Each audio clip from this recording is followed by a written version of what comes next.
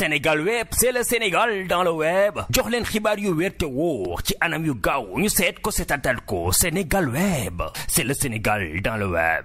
jërë ngeen jëf mbokkeen tox na di baaxoo seetaan Sénégal web ñu ngi leen di nuyu di leen ziar di leen jaajëfal bu baax ñu ngi jàkkaarloo nga xam ne mooy Bassirou Gueye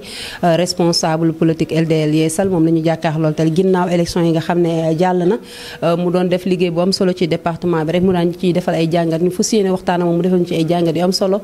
ak li nga xam ne mooy actualité ci biir Sénégal rawatina dëkk bu sell bi di Touba Mbacké. Bassirou maa ngi lay nuyu. Ami ñu ngi lay fay auzu billahi mina sheytaani rajim bismillahi rahmaani rahim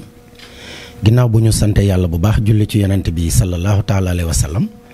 ñaanal xalif général des mourides Serigne Mountakha Mbacké Bachir suñ borom yàggal ko fi lool te mu ànd ak wér ñaanal xalif général des Baye Fall suñ borom yàggal ko fi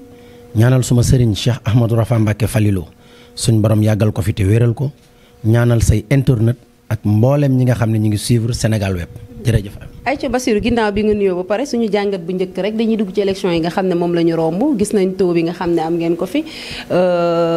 diiru campagne bi def ngeen seen campagne def ngeen lépp lan ngay jàngatee élection yi nga xam ne moom la ñu romb ak biir campagne fin campagne yi ndax ñu bari maa ngi gis ay baaraam tuuma yoo xam ne ñu ngi koy joxoñ ci yenn leader yi ne dañoo lekk xaalis président Macky Sall ba pare campagne lu ko ñoo jàngatee loolu. bon foofu li ma fi njëkk a wax mooy danga may ma féliciter le peuple sénégalais parce que élection yi locales yi ak élection législative yi wane na ni on a une population mature on a vraiment une population boo nga xamante ni xam nañu li ñu bëggal seen réew ndax élection locale yi la veille ku ne déggoon na coow li jàppoon nañ ne élection mënul am Sénégal mais bi mu jàllee au lendemain gis nañ ñëpp tàppante nañ félicitante def affaire fair play bi ñu jubee aussi élection législative yi ku ne gis na tension bi foofu it aussi ñuy ñaanal bu baax Serigne Mountakha di ko sant ndax dafa wane waat boppam ndax ku ne xam na ni la veille des élections def na fi benn tournée à Dakar ñaan apaiser tension yëpp bi yàlla dogalee ñu jub élection yi aussi tombeek nawet bi taxaw ku ne xam na ni sëriñ bi dafa joxe waatoon ndigal ñu wàcc ay kaamil def journée xasaayid ñaan jàmm am ci réew mi jàpp naa ne bi ñu demee ci élection yi aussi def nañ ko ci jàmm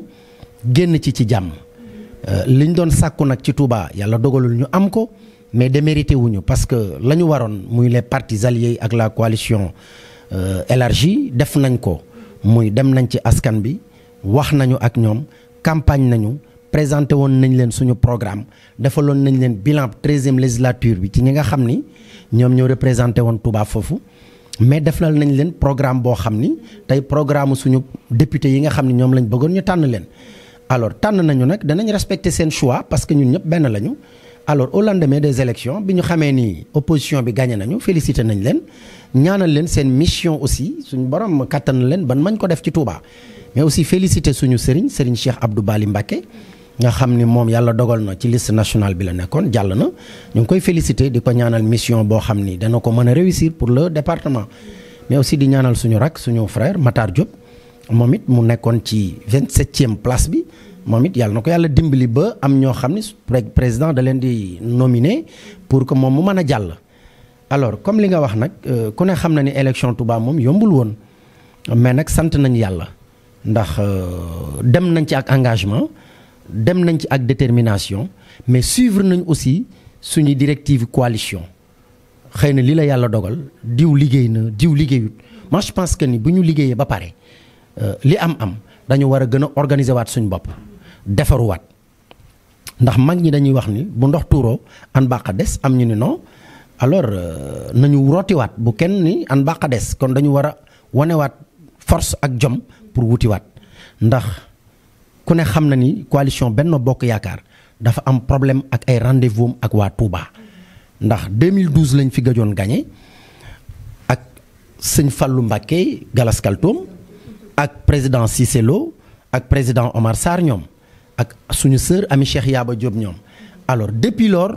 nous peinons à gagner le département de Mbacké loolu nag c'est dû à quoi lu ñu war a toog waxtaane ko la parce que ay nit bu ñu bokkee lu ñu mënta séddoo kenn ku nekk da ngay xool cër bañ la ca sédd nan nga koy téye bàyyi sa morom ak cër bañ ko sédd su ngeen paree ci kenn ku nekk la nga def nga compiler ko pour mu mën a jur njariñ loolu nag la ko doon indi mooy ñu amoon benn slogan boo xam commencé woon nañ ko mais dañu demoon ba à la dernière minute loolu rëcc ñu muy que chacun gagne chez lui et on gagne partout. alors loolu nag bu ñu ko dee wax ñu ngi koy wax ak responsable yi nga xam ni ñu ngi def politique mais defuñu business politique. xam ñu def business politique. mais bien sûr. ci département bi. ci département bi am na ñoo xam ne business politique la ñuy def. faut qu'on ait le courage de le dire nañu waxante dëgg parce que bu fekkente ni yow da nga ne responsable politique nga doo dem céet doo dem ngénte nit du am problème yaakaar la ku la woo nga fay sa téléphone saa boo rombee nit yaa ngay blender say verre mais sëñ bi kooku doo responsable politique. boo leen soxlaa ibbi seen i porte. boo leen soxlaa ku la woo jot la. foo dëkk danañ ko lijjanti ba xam ko ñëw fekk si la. am ci ñoo xam ne ils sont entre 4 murs à Dakar bureau climatisé wala maison climatisée bu élection jotee nga ni président de la république man mën naa dara Touba daw dugg Touba mel ni ñun dañuy ay responsable yoo xam ne dañuy loué pour def sa élection boo paree nga dem non weesu nañ loolu. félicité sëñ Gallas Kaltoum kilifa la def na li mu waroon def na it point de presse am leeral na mais coow yi dafa bari. bon li nga xam ne ñun daal sañ nañ ko wax ñun les alliés ci li mu doon jox nañu première tranche moom 3 millions 800 jox nañu deuxième tranche 3 millions 800 point barre. gis nañ ne ku mel ne Mouhamed Cissé doon na ñaxtu ndax nee na moom liñ ko waroon a jox joxuñu ko dafa mel ne yéen a yem lu ñu leen jox 4 millions yi mooy lañ ko joxaat ko deuxième tranche bi tey alliés yi tey boo gisee tey ku mel ne Mouhamed Cissé ñaxtu fee ci wetam ndax nee na xaalis bi miroon yëpp def na ko ci campagne bi nan la lay def yéen ñi nga xam ne yéen parti alliés yi. bon damay gis ni loolu xëy na peut-être politique moo mel noonu investissement la. man li ma ci daj du ma ko wax parce que man maa opté pour def politique yow témoin oculaire nga ci yow leer la ni ñun ni ñu doon doxee bu doon ci moyens yooyu képp lañ yaakaaroon du ñu dox mais dañoo gëm ni dañu ànd ak leader yoo xam ne au niveau central bu ñu sañoon président Macky Sall am ndam fii moo waraloon ñaata jour nga ànd ak ñun couvrir ñu président Modou Diagne Fada nekk dans le département de Mbacké liggéey fi liggéey bu am solo ànd ko ak ñun kon donc man je trouve que ni rek comme yàlla dafa dogal ñun ñëpp ñu bokkoon di liggéey élection yi jàll na tey ji ñun ñuy wax ak a kaas ak a coow kaasuñu sax naam ñun dañuy wax pour leeral mais kaasuñu président Macky Sall moo ñu gën a xam li xew lépp parce que mënoo nekk un président de la république nekk président d'une grande coalition boo xam ne 2012 ba nag ni yaa ngi ko téye mais te mënoo am information yoo xamante ni yow dañ lay nettali pour nga door a xam mënul nekk moom xam na li xew dina jël ay responsabilités am mais jarul ñu ne ci fii di yàqante gis nga yàqante bi. def président yi bari na. oui mais ñun duñ ko def li ñuy def daal mooy. sant remercier parce que bu ñu àndee wuti ñàkk ba pare di xastante loolu wuti la ñàkk di ñànki te loolu amul njariñ man conseil bi may jox sama frère de coalition ak sama sœur de coalition yi mooy nañu gën a organiser wu. nous sommes dans une guerre et que ci biir guerre bi dafa bari ay combats on a perdu 2 combats muy les locales les législatives mais nañu fexe ba beneen ultime combat bi ñu dese mais ñu fexe ko gagné. mais Benno Bokk Yaakaar naaguwuñu woon. ndax gis naa seen i wax yu bëri dañ doon wax naan fii mokk na Touba moom branche yàq na dañ koy gagné ndax nit ñi naxuñu leen ndax da nga doon gis yow fot bëri fu leen dem nit ñi dañ leen wuy si ñëpp ne yéen la ngeen dem ba ci urne yi gisu leen loolu. oui mais loolu am na parce que ñun ni ñu ceinturé woon Touba ak li ñu doon wax ak askan bi lépp jàppoon nañ ne gagné nañu mais man toujours aussi su may dem ci élection lu ma campagne dama naan demain je vais perdre. parce que loolu daf may gën a jox courage ak énergie pour ma gën a xeex su fekkee nag noonu la kenn ku nekk di convoquer ay responsabilités am ci ab combat je pense que ne gagné rek moo ciy sës mais li am solo daal mooy nañu xam ni lii ñu bokk ki tax ñu koy wut bu ñu sàgganee ba mu ñàkk lépp muy solal nit caaya ju amul ñoor bu ëllëgee ñu nit ñooy mujj toog fay nekk ay opposants te je pense que ni le Sénégal ne mérite pas cela un président comme Macky Sall une grande coalition d'hommes de valeur à la trempe de Modou Diagne Fada ak ñeneen ñu mel ni ñoom jàpp naa ne Sénégalais yi dañu waroon profité ci ñoom pour ñu defaral leen Sénégal. donc Sénégal tax ñu bañ leen a voté du 3e mandat bi du li nga xam ne mooy ñàkk a daganal góor ji li nga xam ne mooy ni Sénégalais yi bëgg ñu ñàkk a daganal góor jigéen ci réew mi ak 3e mandat bi ndax gis nañ ñu bëri moom lañ doon campagne ndax nee nañ bu jàllee rek mooy président Macky Sall def 3e mandat sax dafa mel ne Sénégalais yi ànduñu 3e mandat. non xam nga ami pour muy leer man damay jàpp ne nous avons en face de nous laay wax ay tapette. oui parce que mënuma comprendre le président Macky Sall ak li mu wax yëpp Obama taxaw ku ne taxaw mu ni Sénégal parewul pour signer loolu mais parewul pour signer cela veut dire que ni moom xalaatu ko. mais attends non am réew du caaginu da ngay toog ci sa studio bi am sa invité say caméra team la nga joxoñ ma sa micro naan na ko signer mais da ngaa xam nañuy gérer réew mais li ne ci bopp Macky Sall man dama ko xam. Macky gënuma ko bëgg Sénégal non dama ni man gënuma ko bëgg Sénégal kenn gënu ko bëgg Sénégal moo tax mu jànge fi amee fi ay diplôme am màgge fi defe fi lépp wëlbatiku ne nañ ma jox réew mi parce que da koo bëgg comme man ni ma ko bëggee te moom mu gën ma ko bëgg ndax charge bi mu ci yenu man yenoo guma ko ci mais comme wax na loolu du musa am tout récemment dégg ngeen mu waxaat ko du fi musa am mais ñoom ñi tëbaka daal di ko campagne mais ñoom lan lañ digalante ak réew yi nekk ci seen ginnaaw di leen may doole nañ ko wax. mais attention ñun xam nañ comment ça se passe ñun xam nañ comment ça se passe nañu bàyyi waxu góor jigéen di ko campagne te gis nga loolu tuumaal doomu aadama. loolu leen ndax fu mel ne département moom dafa mel ne loolu moo leen fii moo leen tax gën a. d'accord loolu boo communication la boo xam ni adversaire bi da koy utiliser léegi nag ñi ñu koy waxal ñoom ñëpp am nañ bopp am nañuy xel am nañuy bët am nañuy nopp mais nañu xaar ba gis ko te du am li président Macky Sall wax dafa leer nañ du am te du musa am muy benn ba ca topp yaa ngi wax ay problème mu troisième non moi je dis que ni du troisième mandat mais le président Macky Sall il a été très clair bi ñuy voté référendum bi dafa leeroon nañ ñoom kañ xanaa ñoo nelaw ba li leen dal leen peut-être comme ni mu leen dalee ci seen liste yi ay intérêt crypto personnel tax nga sàggan ba sa liste yow ñu folkloo ko mënuloo dem ci ay détails je pense que ni loolu la ñu war a xool ñoom lan la le président Macky Sall il a pleinement le droit de se représenter en 2024 pour un deuxième mandat de 5 ans. Pour là. Mais qu'est-ce que la Constitution nous dit? Nul ne peut avoir plus de 2 mandats de 5 ans consécutifs. Mais 2 mandats de 5 ans laa la wax mais premier mandat bi lan la woon n'est-ce pas bi ñu njëkkee lan la waxoon bu ma faloo dinaa wàññi mandat bi ba 5 ans mais la Constitution elle est au-dessus de tout le monde la Constitution sénégalaise elle est au-dessus de tout le monde. ba mu ko proposé dugal ko mais dañ ko rejeté ni ko mënul nekk parce que mandat en cours 7 ans baa ngi doon dox mais ñu consommé ko parce que dañuy respecté suñu constitution réew et que en droit on te dit que ni tous les mots ont leur sens nul ne peut avoir plus de 2 mandats de 5 ans consécutifs mais le mot 5 ans dafa dellu si ñaari yoon et le mot 7 ans ñëwul 7 ans ñëwul il faut que nit ñi gis nga nañ am courage porter là. gis nga waxi politicien rek nag ndax ñëpp ne na xam nga ne 3e mandat ma mënul nekk bas. ndax waxi politicien rek boo ne président Macky Sall dafa war a fal waa 2e mandat 3e mandat dina jaaxal nit ñi. ami bul ma waxati waxu 3e mandat il faut que ça soit très clair. non parce que du 3e mandat 2e mandat de 5 ans. de 5 ans mais le mot 5 ans là 5 ans boobu fan lañ ko jëmee dañ koy jël daal tëmbal ko ci biir lii du yoon. non arrangé wuñu de gis nga ñun lu arrangé Sénégal moom la ñuy wër. Sénégalais wan na leen ko ci élection yi passe moo leen wan ne Sénégalais yi nee na doyal nañ ci président. mais bu ñu demoon élection présidentielle nous avons 46% mais on allait passer au premier tour. mais non mais attends mais ñoo jiitu ñi am ay 25% ki 19% dañ ñoo mën a dab. ami il faut que nit ñi di analyser gis nga Sénégal bu ñu ko jox. ki nga xam ni moo ko ki nga xam ni moo ko bëgg buñ ko jox ki ko bëgg nañu xool ki bëgg Sénégal ñu jox ko Sénégal mais xoolal Sénégal en 2012 Ablaye Wade 2012 la bàyyi te il nous a laissé avec un président boo xam ne ci bilan la doomam léppam qu'est-ce que le président Ablaye Wade disait xaal bu ne ñam naa ko mais xaal bu mel ni Macky Sall moom neex gi mu neex musuma koo xam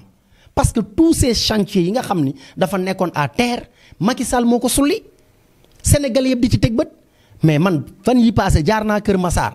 mais Massar waay boo taxawee di waxtaan ak ñoom dañ naan ay la yéwén ñun dey amoon nañu loo xam ni bettoon nañ ci président mais ak pont bii kenn mënta tee ba duñ ko jàppale. lu tax wanuñu ko ci élection yi. non xam nga. moo tax loolu wanuñu ko ci élection yi ñu boycotté ko. moment bi nit ñi campagne fekk na booba peut-être am na ñoo xam ne seen engagement ak seen détermination jël nañ ko ci mbir mi ba pare loolu kenn mënul leen koo tere. mais bu doon ay élection présidentielle mais Macky allait passer comme lettre à la poste te sénégalais te gis nga Macky Sall la ñuy waxal gis nga Sénégal gii dañoo àgg foo xamante ne du ñu nangu ko fawe réew moo xam mu ngi waaj a am pétrole gaz ak yu baree bari dama ne duñ ko bàyyi ay goneñ yor briquet di taal réew mi gis nga bis bu nekkee fii naan ay damay léegi damay laa ba bëgg a bàyyi réew mi nii muy tàkk bu mu fàtte ni suñuy impôt bàyyi suñuy impôt yi maam suñuy impôt ñun lañ koy fayee ca lañ ko fayee la ba muy def ay études ba agsi fii bés bu ne damay bàyyi nii nar a bàyyi réew mi nii comme ça danañ ko porter plainte nous allons porter plainte au président Macky Sall parce que du bàyyi réew mi ci lii parce que dafa am droit représenter waat parce que mu ngi defar Sénégal faut que ça soit très clair. message boobu ñu ngi koy doog a gis Bassirou nee na président Macky Sall su waxul ne day def 3e mandat moom daf koy porter plainte. 2e mandat j'ai été très clair 2e mandat de 5 ans. lu leer laay wax parce que am na ci droit su waxtaanee ak coalition ndax coalition dafa bari parti yu ci nekk te coalition yi jàpp naa ni ñu ci bëri ñi ay rakam lañ ñi ay kilifa lañ xam nañu Sénégal am nañ maturité bi am nañ background en politique kon du ñu bàyyi réew mi di dugg dugg ci détail yoo xam ni ay bon jeune comme nit ñoo xam ne mënuñu defar sax liste député bu normal bëgg a wëlbatiku taxaw ànd ak seen benn ndayu daara joo xam ni fii la ñu doon wax ay legati Ablaye Wade ak ma carte ma caution tey ñoom ñu def seen benn bloc foog ni mën nañ ñoo xiixaan nous ferons face. Le président Macky Sall il a pleinement le droit de se représenter en 2024 loolu pour muy leer. mi ngi noonu bas comme ni mu ko waxee rek ne président Macky Sall war na présenté wu 2024 bu ko deful askan wi danañ ko porter plainte ndax dafa am ay sànc yoo xam ne da ko fi taxawal sa da ko war a eggale Bassirou moo ko wax. ayca bas dañuy continuer gis nañ Pape Alé Niang démb gis def benn sortie ne Ousmane Sonko ak maire Dakar nañ préparé nañ pour sàkkal leen pexe ngir yóbbu leen prison noo jàngatee wax jooju nga xam ne Pape Alé Niang génne na. mais c'est une équipe boo nga xam ne toujours il cherche à inciter les populations à la violence toujours c'est ça son discours boo ko dégloo de fond en comble. mais il inspire les populations à la violence jug leen mais ñii ñoo bëgg a réew Sénégal ëllëg peut-être un Pape Alé Niang su yàlla xam naa ne sax yàlla du ko def su yàlla dogaloon tey ji bande d'équipe boobu yor réew mi non déglu ma rek moom ce qu'il cherche bande d'équipe boobu bu yàlla dogaloon nee na yaay ñu jël Sénégal moom mu nekk ministre de la communication Pape Alé Niang qu'est-ce qu'il a à nous enseigner bay jéem a wax di jéem a jaxase Macky Sall ak ay proches collaborateurs am mais yooyu du yëfi nit ku yiw loolu même bu ko xamoon. ak moom posture am nee na ci Sénégal waroon bu fekkee bëgg na réew mi war na koo mën a bañ a taal gis nga le président Macky Sall amul problème ak Sonko amul problème ak Barthélémy Diaz Ousmane Sonko dafa am problème ak une sénégalaise bi def fi li ko yoon may mais lu ci yoonu Macky Sall keneen ku ci taq te jege Macky yaa ca taqal sa bopp mais loolu yoonu Macky Sall newu ci mais la justice elle est là on doit laisser la justice faire son travail mais la justice n'a qu'à faire son travail. ñun loolu suñu yoon nekku ci man duma ko sax tudd mais génn taxaw naan nañu préparé wu na patriote yi génn loolu mooy lan gis nga réew mi jàmm lañ fi soxla gis nga tey ji Macky su yàlla ni woon du àggali mandat bi kenn mënut a fexe ba mu àggali gis nga yàlla noppi na démb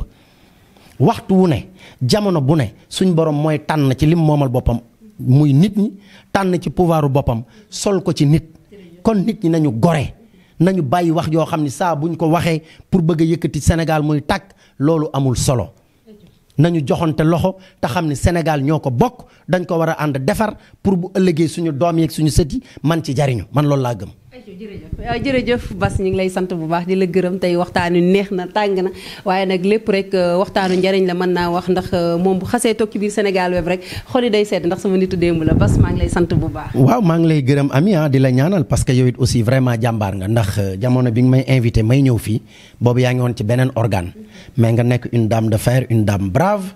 mu poussé la ba nga ni man damay créer suma yëf bopp ñu mel ni yéen la ñu war a gën a dooleel jàppale leen. parce que déjà mine de rien yaa ngi employé plus de 4 personnes am sa matériel di liggéey doon jigéen ñi damay daan suma doole nekk ci métier boo xam ni bokk na ci métier yi gën a sensible bokk na ci métier yi nga xam ne des métiers à risque la ndax ci biir équipe bi ku ne ngay gis muy manipuler ay version di wax du n'importe quoi mais yow vous êtes resté sereine engagé wu xam li nga bëgg xam fi nga jëm dañ lay féliciter mais aussi di féliciter le président Modou Diagne Fada nga xam ni jàmbaar la il a vraiment apporter sa contribution ci li nga xam ne tey récolté nañ ko ci ay voix fii ci Touba te lépp it dara waralu ko lu dul bëgg le président Macky Sall depuis que ñu commencé ànd ba nëga ni il commence par Macky Sall il termine par Macky Sall ku mel noonu nag alliance bu fidèle bu mel noonu je pense que le président Macky Sall war na ko gën a bàyyi xel gën ko taxaw et aussi nous lançons un appel au président Abdoulaye Wade moom moo ñu daan wax naan je ne vais jamais marcher sur des cadavres pour accéder au palais tey jii gis na fi réew mi toll te moom moo ñu waxoon nit ni PDS dina rester au pouvoir pendant 50 ans moom il a fait ces 2 mandats Macky Sall mu ngi ci premier mandat de 5 ans pour mu leer alors na ñaan yàlla nag dajalewaat famille libérale bépp ñun loolu la ñuy ñaan maam Ablaye Wade na dajale la famille libérale bañ ci seet dara xam ni sauver Sénégal moo ko ñor téye na Sénégal ba bàyyil Sénégal un bilan boo xam ni kenn mënatu ko weddi muy liggéey na ba liggéeyal ñu un président bi ko succédé kon tey jii li ñu bëgg mooy ces députés Macky Sall Pape Diop ak ñëpp nañ booloo ànd ak Macky Sall ñu doon benn waxtaan xool nan la ñuy mën a indee seen frère muy Karim Wade lépp doon benn ñu tabax Sénégal ñii nga xam ne nag benn bande lañu rek bëgg a jug terroriser Sénégal ñu jël leen teg leen nee bañ